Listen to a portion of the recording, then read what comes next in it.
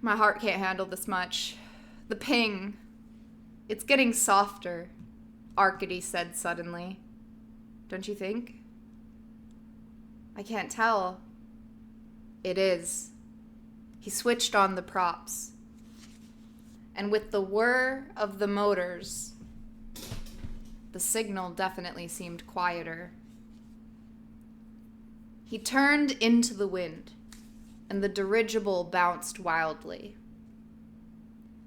He fought to steady its downward movement, but there was a delay between every shift of the flaps and the dirigible's bucking. And, in reality, they were in little more than a controlled crash. The ping was perhaps getting slower. The ping was perhaps getting softer at a slower rate. But is he still naked, though? Is he still naked, though? The ping was getting softer at a slower rate.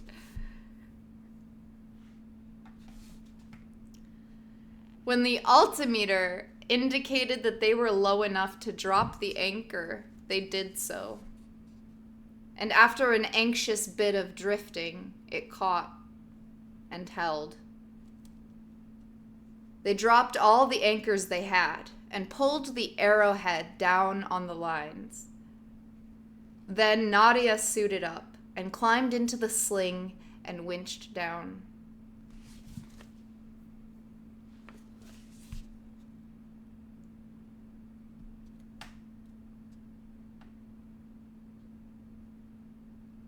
And once on the surface, she began walking around in a chocolate dawn, leaning hard into the irregular torrent of wind. She found that she was more physically exhausted than she could ever remember being. It was really hard to make headway upwind. She had to tack. Over her intercom, the transponder signal pinged, and the ground seemed to bounce beneath her feet. It was hard to keep her balance. The ping was quite distinct. We should have been listening on our helmet intercoms all along, she said to Arkady. You can hear better.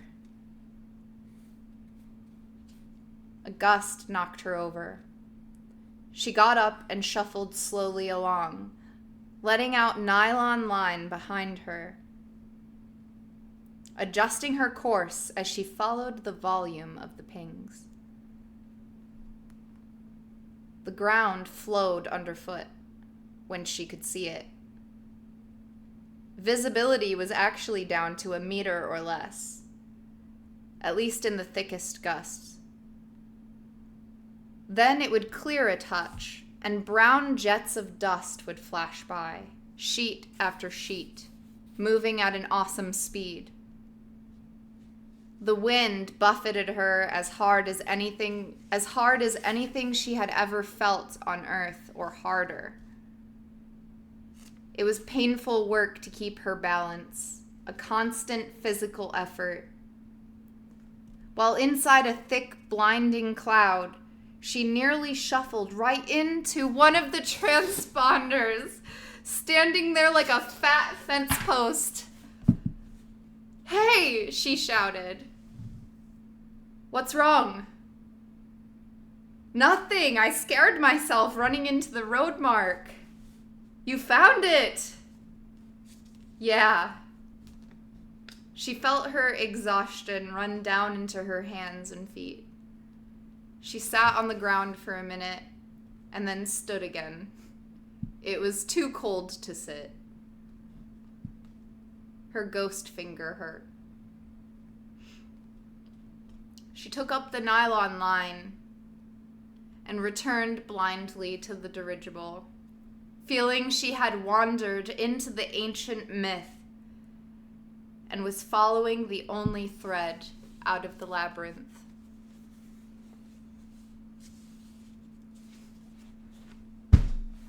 This was too much. This was I'm so glad I stopped on Monday. Like, could you imagine if everyone was like, no, keep reading. We'd have literally had to read 10 pages straight last week. Feeling she had wandered into the ancient myth and was following the only thread out of the labyrinth.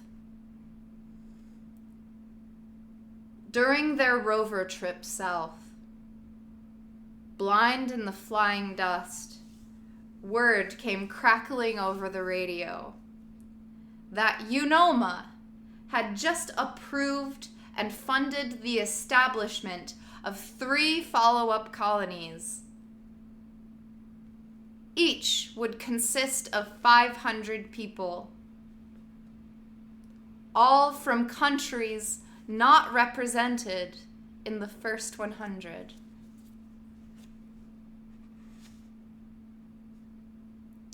And the subcommittee on terraforming had recommended, and the General Assembly had approved, a whole package of terraforming efforts.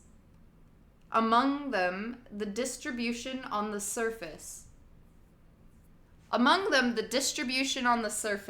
genetically engineered microorganisms, GEMS, constructed from parent stock, such as algae, bacteria, or lichens. Arcady laughed for a good 30 seconds. Those bastards. Those lucky bastards. They're going to get away with it.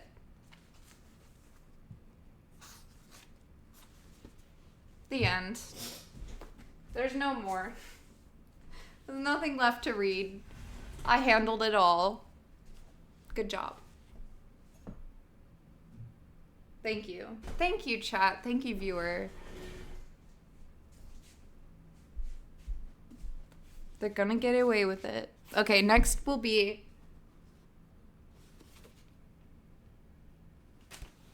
part 4.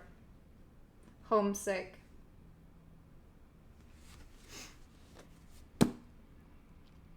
Anonymous, thank you for $50.